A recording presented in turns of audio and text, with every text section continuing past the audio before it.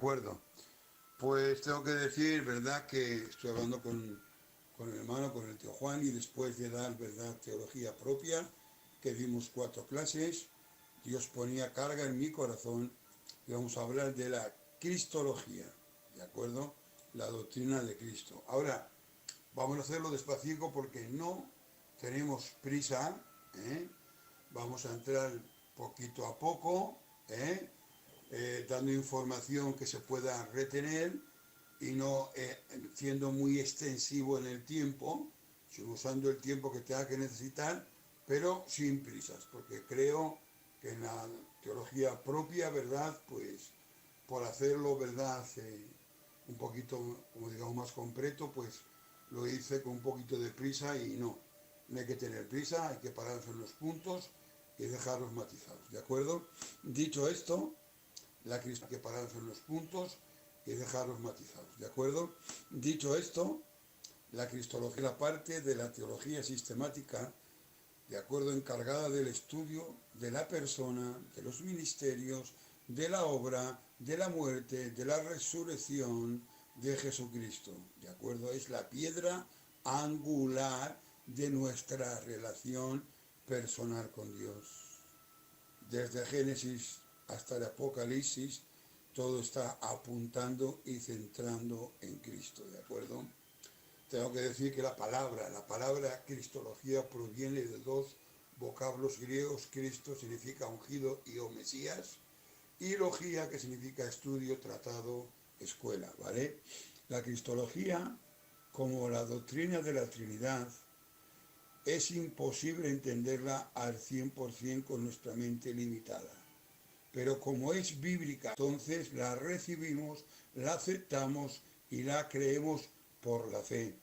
Tengo que decir que no solamente a nosotros, ¿verdad?, nos costaba y nos cuesta entender, sino que al paladín, yo le llamo el paladín, le llamo el héroe, ¿vale?, del Nuevo Testamento, el apóstol Pablo, el que escribió 13 epístolas paulinas, el que hizo 3 viajes misioneros, el que levantó iglesias, el que Dios, ¿verdad?, le trajo mucha revelación. Cuando habla de esta gran realidad, nos dice en 1 de Timoteo 3:16, dice, indiscutiblemente, no se haya discusión, no admito discusión, indiscutiblemente, grande, se me escapa, me pierdo, es el misterio de la piedad. Dios fue manifestado en carne, justificado en el Espíritu, visto por los, recibido en el mundo, amén, creído en el mundo, recibido arriba en gloria, gloria a Dios. La palabra misterio aparece 27 veces en el Nuevo Testamento. La mayoría de los misterios los explica el apóstol Pablo, el misterio de la iglesia, aleluya, el misterio del arrebatamiento, que va a haber gente que va a subir al cielo sin gustar muerte, en la analogía, ¿verdad?, de Cristo con la iglesia, un montón de misterios, pero a este le costaba. Cuando hablamos de misterios, nos referimos a un secreto, a un evento que está escondido dentro de la mente de Dios, y hasta que Él no le pareció bien, nadie podía llegar a comprenderlo, ningún profeta, ningún sacerdote, ningún rey, ningún filósofo, nadie por sus méritos que lo ocultaba, hasta que Dios descorrió la cortina y nos trajo esta revelación. Repito, indiscutiblemente grande es el misterio, o sea, no se admite discusión. No puedo comprenderlo. Puedo comprender que el hombre quiera ser Dios, pero que Dios, siendo Dios, sería hombre. Ay, Padre, eso no entraba. Pero a pesar de que no lo comprendía al 100%, lo aceptaba al 100% y así lo enseñaba. Amén. ¿Cuál era la dificultad más grande que tenía Pablo? En reconocer la divinidad de Cristo, digo, en su lógica. Amén. Y antes de tener un encuentro personal, cuando perseguía a la iglesia, pensaba que hacía un favor a Dios y a su pueblo, pero pensaba que hacía un favor a Dios y a su pueblo, pero tuvo un encuentro personal con Dios. Dios le derribó de donde iba en camino de Damasco. No sé si era un camello, no dice la Biblia, o un caballo, no sé lo que era, pero lo derribó. Y cuando cayó al suelo le dijo, Señor, curios, aleluya. ¿Qué quieres? ¿Quién eres? ¿Qué quieres que yo haga? Ay, Padre. Ahí ya, ¿verdad? Se olvidó de la lógica humana y aceptó esta revelación. Cristo es Dios. Aleluya. Bien, vamos directamente con las declaraciones directas de la propia boca de Cristo.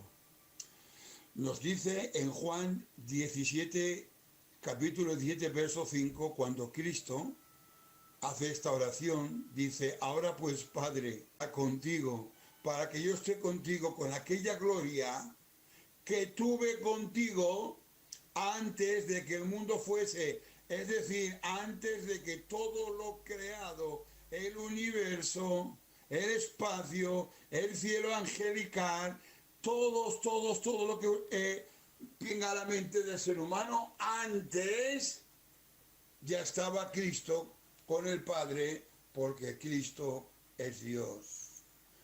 Por cuanto es Dios, no tiene ni principio ni final, por eso es eterno. Isaías, en el Viejo Testamento, capítulo 9, verso 6, dice, porque un niño nos es nacido, hijo nos es dado. La distinción es obvia entre el niño que es nacido, el Jesús humano, y el hijo que nos es dado, el Jesús humano, y el hijo que nos es dado es Cristo, porque Cristo, y esto lo explicaré, eso si me pararé, de acuerdo, no os preocupéis que lo explicaré, pero Cristo, antes de tomar el cuerpo de Jesús, para que en todos entiendan, de hacerse carne, Cristo ya era hijo, porque el Padre lo engendró, ¿de acuerdo? No lo creó, ¿eh? No. Sino que es su Padre. Y escuchen, un Padre humano podemos engendrar, ¿de acuerdo? Y en el momento que engendramos vida, la vida del hijo es independiente. Por ejemplo, mi primogénito es Rubén, luego tuve 2 hijos más, y Rubén es independiente a mí, aunque es mi hijo, y podría tener más hijos como los tuve. Sin en cambio, dentro del misterio de lo que es la Trinidad, el Padre engendró en una distribución de vida, no en una creación, en una distribución de vida, amén, pero quedó unido a Él dentro de la unidad ontológica y ya no puede tener más hijos, porque es el unigénito, el único hijo y el primogénito. ¿De acuerdo? Por lo tanto, vuelvo a leer ahora el capítulo 9 de Isaías, verso 6. Porque un niño nos es nacido, la parte humana de Jesús, e hijo, desde la eternidad, hijo nos es dado. Y ahora entendemos bien la diferencia entre el niño nacido, el Jesús humano, y el hijo que nos es dado, el Cristo divino. Ahora bien, en cuanto a la humanidad de Cristo, ¿en qué me baso para decir que ese tuvo principio de días? Gálatas 4:4. Cuando vino el cumplimiento de los tiempos o del tiempo, el cumplimiento del tiempo, Dios envió a su hijo. ¿Ves?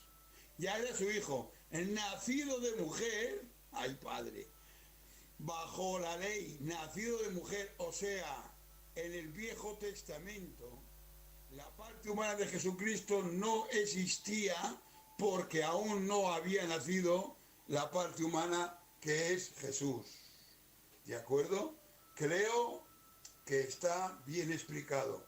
Después de la predicación, si el tío Juan lo ve bien y hay alguna duda, pues yo con más textos lo podré explicar, pero creo que con estos textos, ¿verdad?, podemos entenderlo. Bien. Implicaciones directas del mismo Cristo. Ahora vamos con las implicaciones de la Escritura. La eternidad, la deidad de Jesucristo, ni dos ni tres, está sostenida en una vasta área de la Escritura, la cual afirma su infinita persona, su existencia eterna, al igual que con las otras personas de la Trinidad, igual que el Padre y el Espíritu Santo. Es más, el hecho de su encarnación no afecta a su deidad, porque en ningún momento dejó de ser Dios. Esto lo matizaré con más claridad cuando hable de la kenosis, cuando hable del vaciamiento, de que se despojó, perdió algún atributo, ninguno. Dejó de ser Dios en ningún segundo, ni una décima de segundo. Si a ustedes les enseñan una cristología donde les digan que Cristo dejó de ser Dios al encarnarse en cualquier momento, no es bíblica. En ningún momento dejó de ser Dios. Isaías 7:14 nos dice: por tanto, el Señor mismo os dará una señal. He aquí, la Virgen concebirá y dará a luz un hijo, y se llamará su nombre Emmanuel. Afirma su nacimiento virginal, una virgen, y le da el nombre de Emmanuel, lo que significa Dios con nosotros. Miqueas 5:2 dice: pero tú, Belén Éfrata, pequeña para estar entre las familias de Judá, de ti saldrá el que será el Señor de Israel. Atención a este texto. Perfecto, amén, perfecto. Te estaba diciendo Miqueas, amén. Miqueas capítulo 5, verso 2, pero tú, Belén Éfrata, entre las familias de Judá, de ti saldrá el que será Señor de Israel. Y sus salidas son, atención, desde el principio, ahí Padre, de los días de la eternidad. Voy a leerlo, o sea que no me estén escuchando.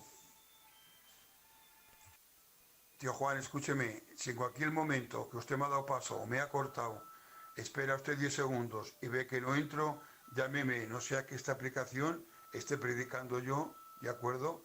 Y crea que esté predicando y no me escuchan. Dicho esto, seguimos. Colosenses 1:15. Dice: Él es la imagen del Dios invisible, el primogénito de toda la creación, porque en Él fueron creadas todas las cosas, las que hay en los cielos y las que hay en la tierra, sean visibles e invisibles, sean tronos, sean dominios, sean principados, sean potestades. Todo fue creado.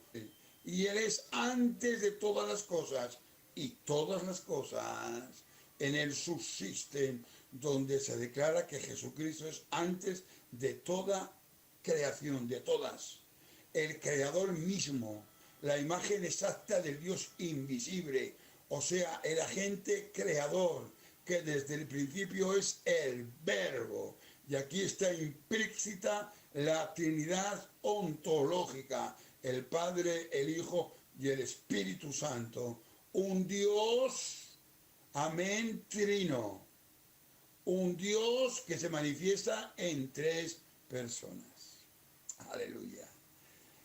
Bien, Jesucristo es Dios. Esta gran verdad, esta realidad de la deidad de Cristo ha sido y es atacada por doctrinas de demonios, por varias sectas, atacada por doctrinas de demonios, por varias sectas, ¿de acuerdo? Vamos a ver algunos. Los docetistas decían que era una rama del gnosticismo, decían que se parece pero que no es, y daban a entender como que era una especie de fantasma que no había tomado un cuerpo de carne. Que Dios reprenda al diablo. En el siglo I, ¿vale?, los mismos docetistas aceptaban la naturaleza divina, pero negaban la existencia humana de Cristo, diciendo que en ningún momento se hizo de carne.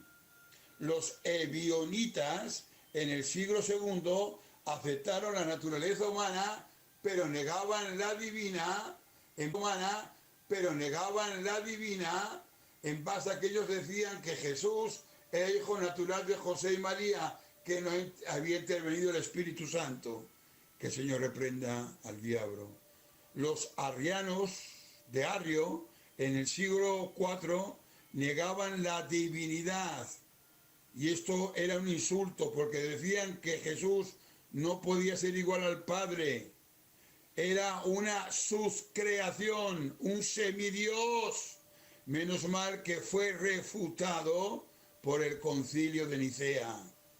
Los apolinianos en el siglo IV también negaron la encarnación completa de Cristo al decir que Jesucristo era una aparición espectral, que si él andaba por una playa, por la arena, no dejaba ni siquiera. Eso también fue contradecido, refutado, amén, en el Concilio de Nicea en el año 325 después de Cristo. Y por último, los nestorianos en el siglo V decían que Cristo tenía dos personas, que eran dos personas, y no es así. Eran dos naturalezas en una misma persona. ¿Por qué he citado estas? Para, a la vez que cito la herejía que traían, daba un poquito más de luz y os mostraba cómo Satanás siempre quiere distorsionar esta gran realidad. Cristo es Dios. Y por lo tanto, Cristo es preexistente. Quiere decir que es principio ni final de días, como lo he venido declarando antes de cualquier creación, sea del universo o sea celestial de los ángeles. Miren, en el Viejo Testamento a Cristo se le conocía como el ángel de Jehová, porque la palabra ángel en hebreo es malak y en griego es ángelos, y quiere decir enviado o mensajero. Y hubo 8 personas que tuvieron un encuentro muy personal con este ángel, que era una cristofanía. Acá lo explicaré. Las personas que lo vieron fueron Abraham, en Génesis 22:11, Balaán, Números 22:23, Josué 5:14, Moisés, Éxodos 3:2, Gedeón, Jueces 6:11, Manoa y su esposa 3:2, Gedeón, Jueces 6:11, Manoa y su esposa, los padres de Sansón, Jueces 13:3, David, segunda de Samuel 24:16, y Elías, primera de Reyes 19:5. Repito, estamos hablando de una cristofanía, que es una procede del griego Christos, claro, del Mesías, y painó, que significa aparecer, y está hablando de una aparición visible del Cristo preexistente antes de encarnarse, es decir, antes de tomar el cuerpo humano de Jesús. Y es una manifestación del Cristo preexistente, que esta manifestación es tangible para los sentidos humanos en el periodo del Antiguo Testamento, y después de la encarnación de Cristo jamás se volvió a aparecer el ángel de Jehová. ¿Por qué? Porque el ángel de Jehová es el Cristo preencarnado. Amén. Algunos me dirán, José, también hubo ángeles que tomaron cuerpo humano, que estuvieron con Abraham. En Hebreos dice que algunos recibieron ángeles y los esperaron sin saber. Sí, pero eso es fanía. Es decir, que el cuerpo de los ángeles, cuando Dios se lo permite, puede ser tangible, pero aquí no. Aquí hablamos de una cristofanía, una aparición de Cristo preexistente antes de estar, amén, encarnado. Esto en el Viejo Testamento. Pero, ¿y en el Nuevo Testamento? ¿Dónde está la preexistencia de Cristo? Evangelio según San Juan, capítulo 1, verso 1. Dice, en el principio era el verbo, ay Padre, y el verbo era con Dios, y el verbo era Dios.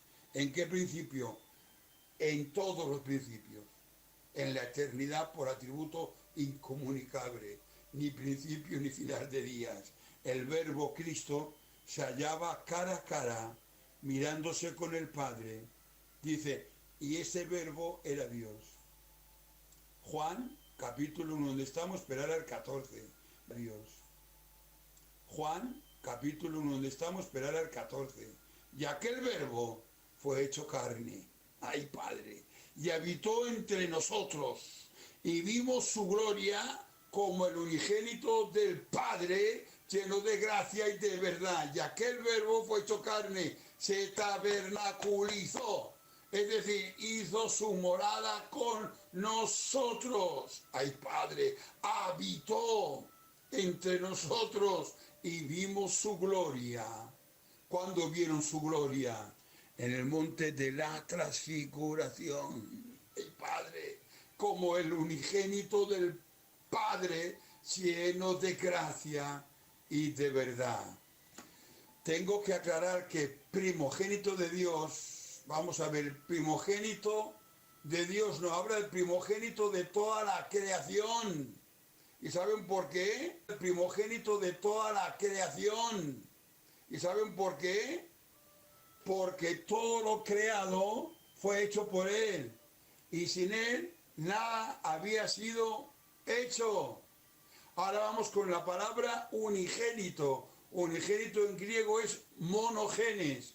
Y es la combinación de monos, único, más genos, descendiente o nacido. Jesucristo es de la misma raza y o naturaleza que Dios el Padre. Él se hizo carne, ¿vale? El que se hizo carne es la misma naturaleza del Padre, o sea, es espíritu eterno, inmutable, no es nada más ni nada menos que igual que el Padre. Esto lo vemos en Juan 5, 17 y 18. Por esto procuraban matarle, porque decía que Dios era su Padre, haciéndose igual a Dios, más ni nada menos que nuestro Dios.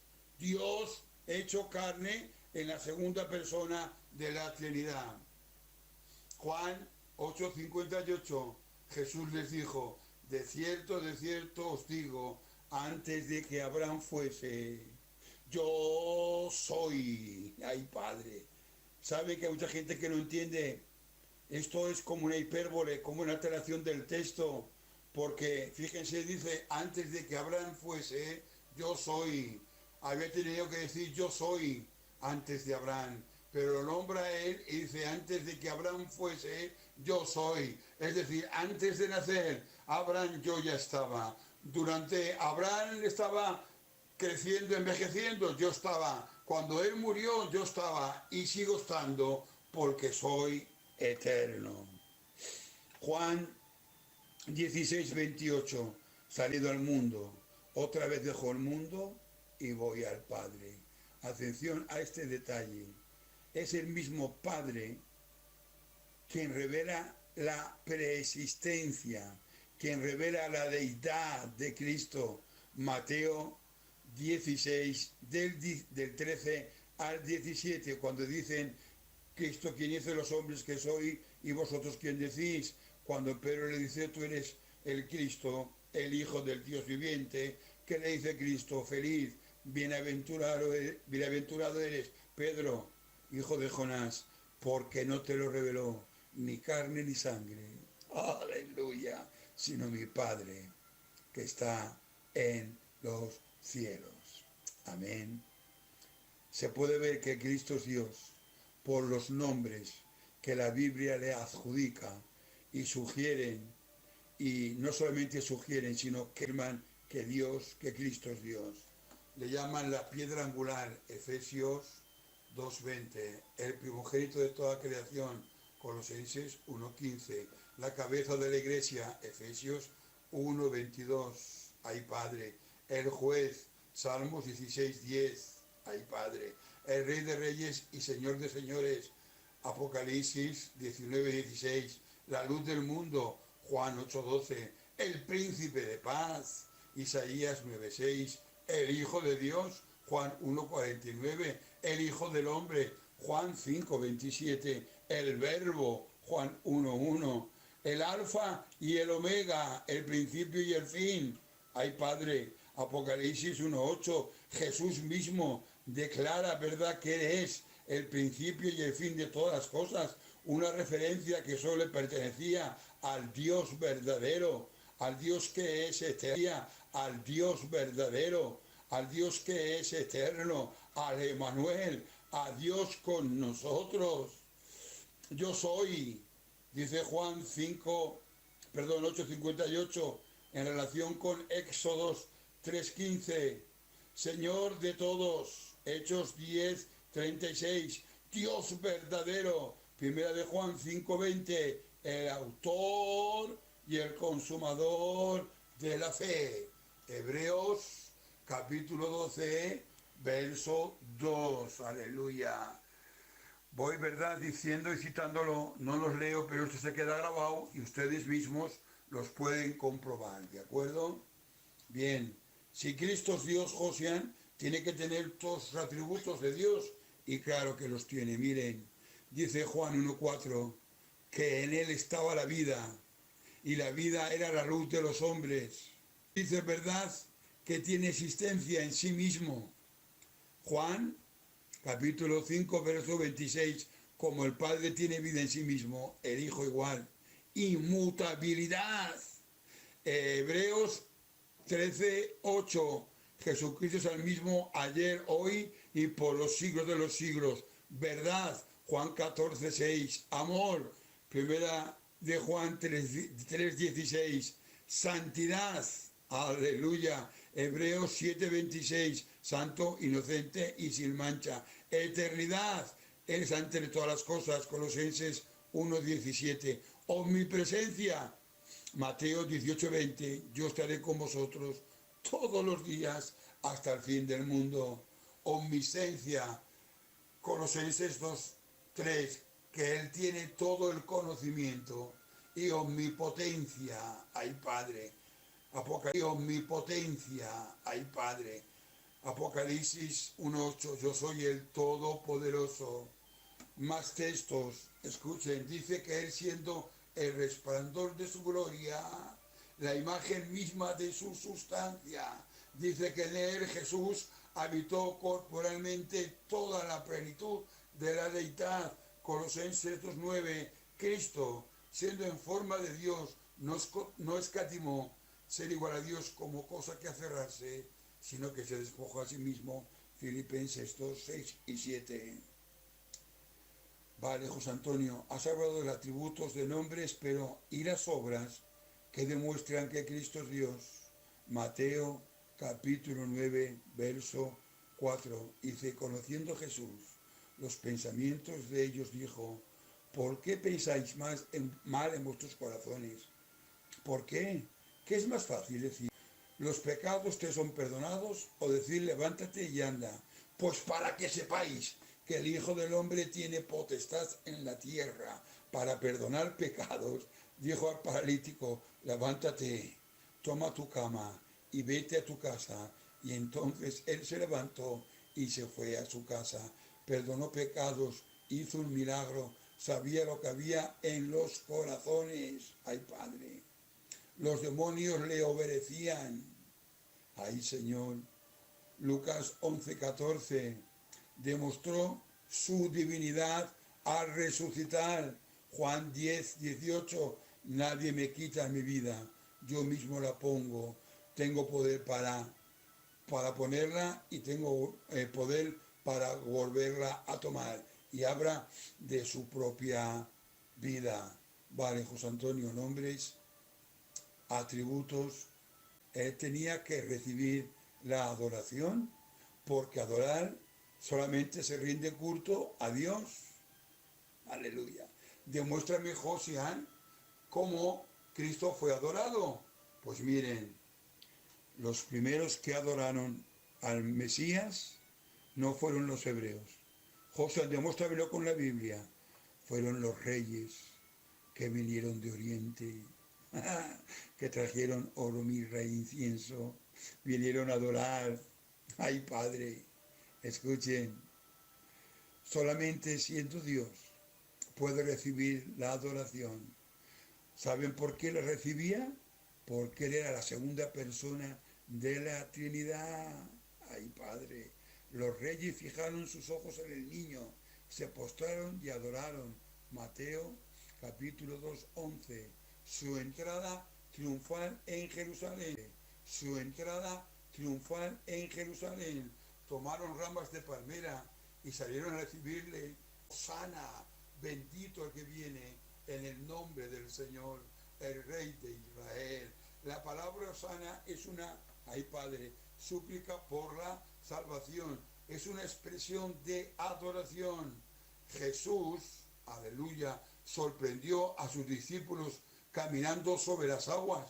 Solo puede hacer Dios. Entonces los que estaban en la barca vinieron y le adoraron. Verdaderamente eres hijo de Dios, Mateo 14, 33. Pero los dos ejemplos más memorables de que Jesús aceptó la adoración ocurrieron justo después de su resurrección. Algunas de las mujeres, dice la palabra en Lucas 24, 10, dice, iban al camino a decir a sus discípulos acerca de la resurrección cuando Jesús salió al encuentro y se dieron, ellas se acercaron, le abrazaron sus pies y le adoraron. Ay, Padre. Y Juan, capítulo 20, verso 28, la declaración de Tomás. Tomás respondió y dijo, Señor mío y Dios mío. Ay, Padre. Y Cristo en ningún momento rechazó esa adoración. Entonces, como no la rechazó ni le reprendió tal afirmación, vuelvo a repetir, entonces estaba dando a entender que él la recibía porque solamente Dios puede recibir la adoración. Amén.